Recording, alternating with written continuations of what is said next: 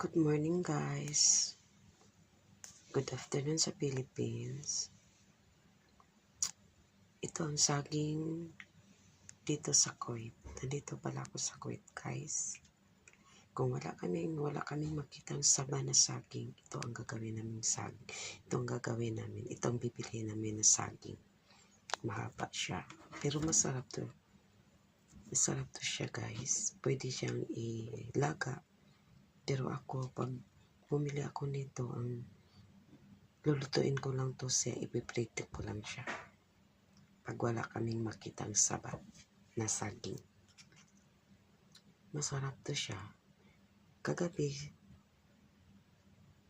bago ko umuwi na galing sa trabaho, naisip ko ito na hindi na lang ako magluluto ng magsasaing ng kanin kasi may saging naman ako doon. Ipiprito ko lang. Kaso lang, itong kasama ko sa trabaho, ginawaan kami ng sandwich. Kaya, hindi ko siya nakain. Plano ko din ngayon, ipiprito ko itong isa, tapos itong isa mamaya gabi. Kaso lang, parang, ano na ang oras, may tinapay naman ako dito. Yan na lang ang, ko tinapay, tapos kape. So, prito ko lang siya. Ang isa, tapos ang isa sa gabi. Tama na, hapunan. Hapunan, tapos kung pwede, kung kulang, so dalawa lang ang gagawin kasi 3 bisis ko to siya,